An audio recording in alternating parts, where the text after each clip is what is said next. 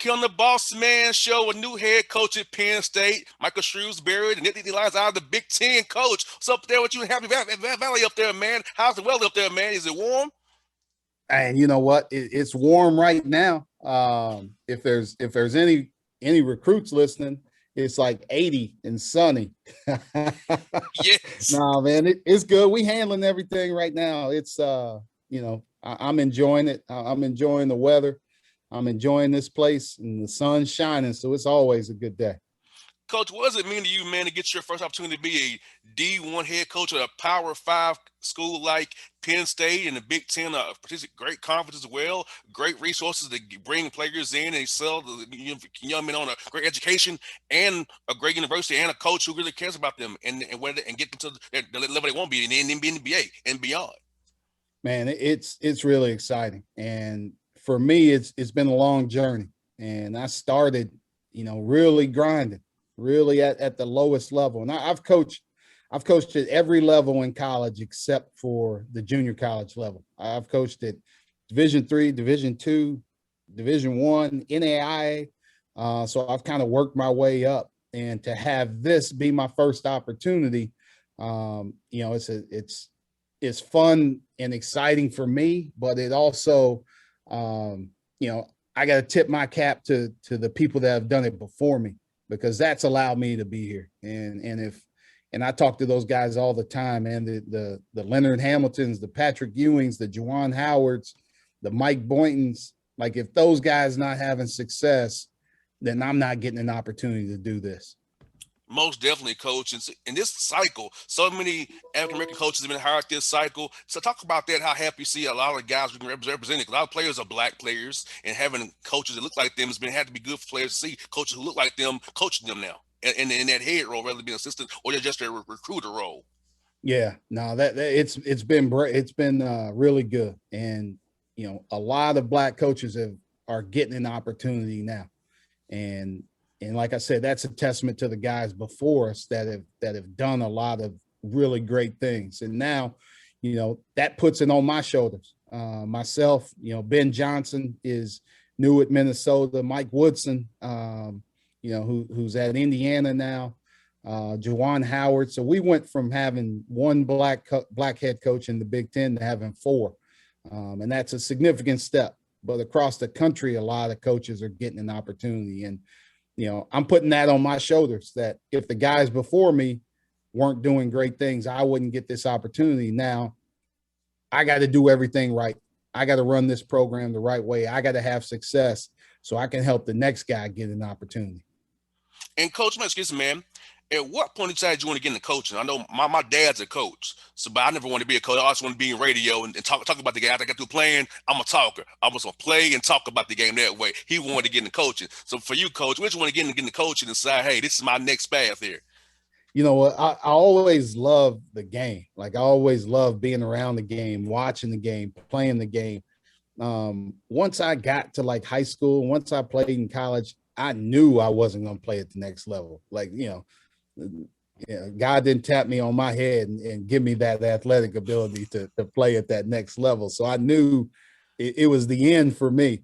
But I wanted to stay around the game. And this was a way for me to stay around the game. I felt like as a player, I understood the game. Like, I could see plays, a couple, frames ahead and knew what was going on. So I knew coaching was an avenue I wanted to get into. So I really started my junior and senior year kind of going in that direction.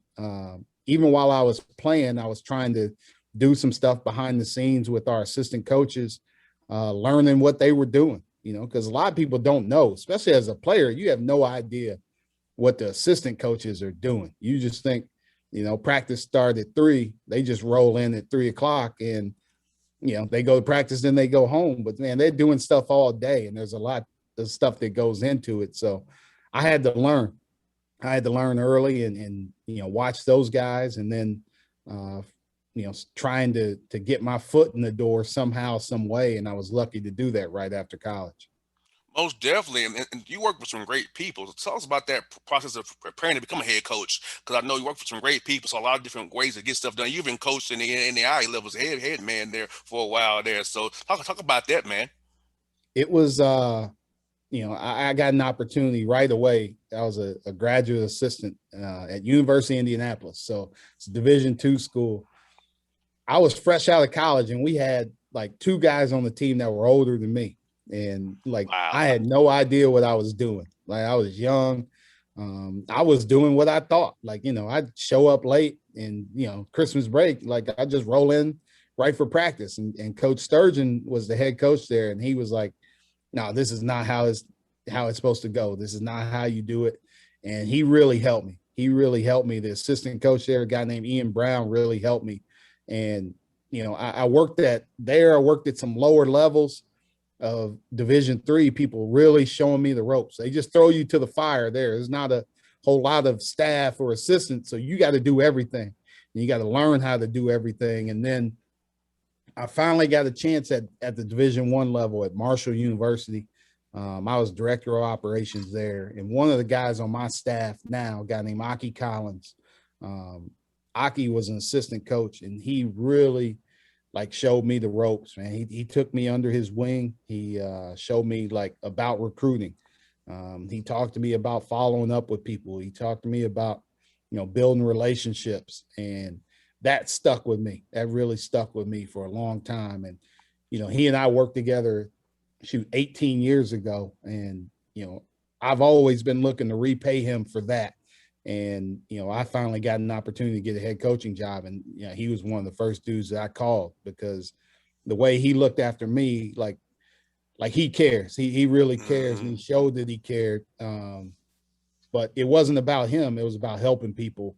So that's who I want. I want him around our guys. I want him around some of the young people on our staff, so he can help mentor them and get them ready for their opportunity. And coach, for you, what were the core values of your program going forward here to bring in the nitty line man you want to bring in to be a great Penn State man, leave your program and have a 40-year friendship with you for you be at their weddings. Tell us the ideal young man that you want in your program and what be Yeah. your core values of your program. You know what? For me, coming to a school like Penn State is a great academic opportunity, and I want guys that really want to strive to do that, that really want to strive to get their education, no matter how long they're here. Like, I want them to graduate in that 4 years, but if we get a kid that's special and can go somewhere early, like I want him to value his time academically while he's here. And then, we want to make them better players. And I always talk about this being a development program, but we want to develop them off the court. We want to get guys and prepare them for life after basketball. When the basketball stops, like you could play professionally for 20 years, and at the end of the day, you're still going to be a former basketball player for 30 more years. So, like, what's that look like for you? So we need to develop and help them with life, and what life is going to look like, and prepare them to go out into this world and be able to handle it, and be successful. So I want to try and model it for them in different ways. I want my staff to model it for them. That some of the things I talk about, like my core values, that I always hit these guys with is unity, passion, servanthood, thankfulness, humility, and accountability. And like I said, those six things we're going to talk about. We're going to make decisions based on things like that.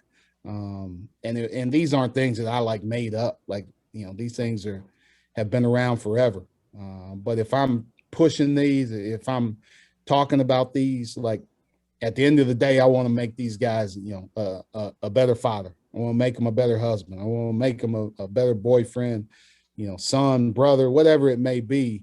That's my goal here, is to do that for them.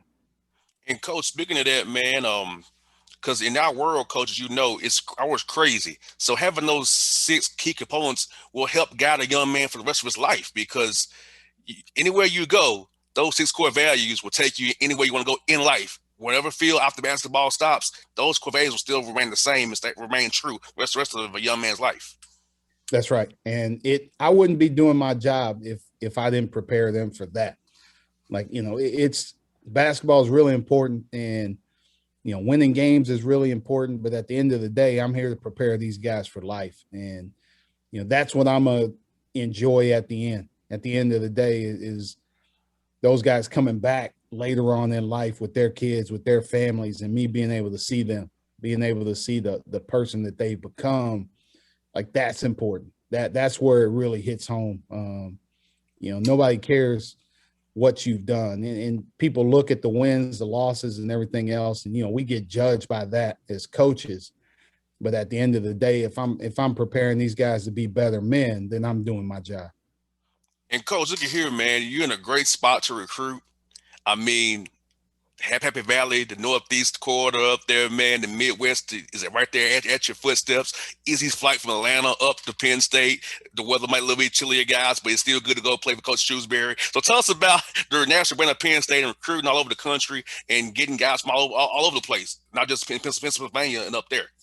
Yeah, I mean, we're gonna go anywhere to find who fits us, and like I would love to go down. I spent a lot of time in Atlanta recruiting guys. When I was at whether it be Butler or whether it be at Purdue, and we're gonna continue to do that now. Like I said, Coach Collins, he lives in Atlanta, so we're gonna have a strong presence down there. But there's a lot of areas here that's easy to recruit and easy to get to, and we're not too far from Philadelphia. We're not far from Washington, D.C. We're not far from Baltimore. So New York City, we can get to a lot of places. And we got a lot to sell. So, yeah, I'm looking forward to really like pushing our brand. Like we got a recognizable brand. And people think about Penn State, they think about football, and we want to use, what James Franklin is doing to help boost our program until we can make our own name. And, that's the one thing that I'm proud of. And kids in Atlanta or kids across this country need to know, like Penn State's the only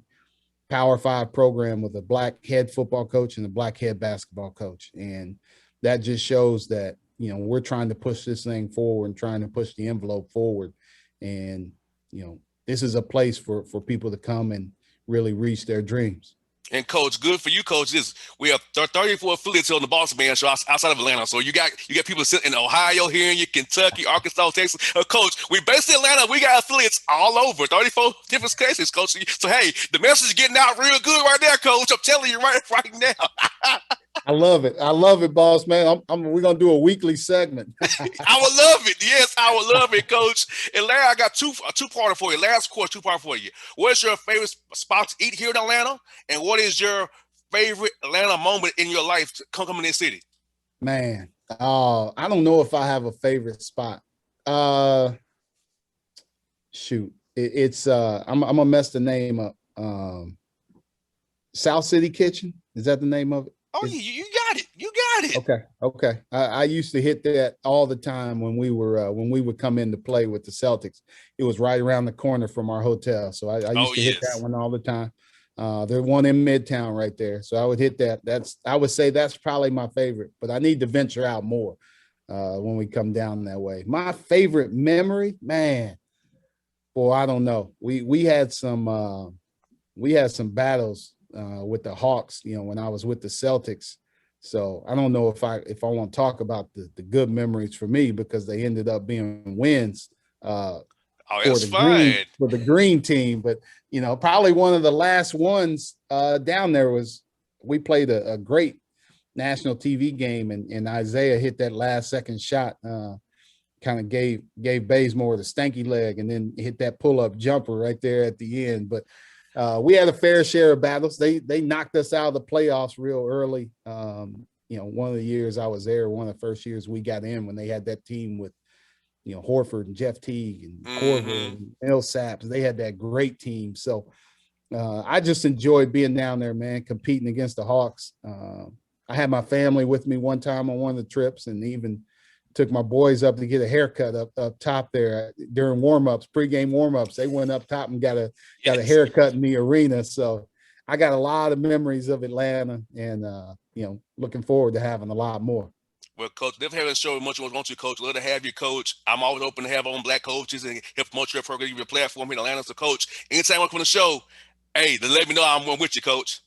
I appreciate it, man. Good luck to your Hawks in the playoffs. Thank you, Coach. We need it, man. We got to stop somebody, defend somebody. So, yes, sir.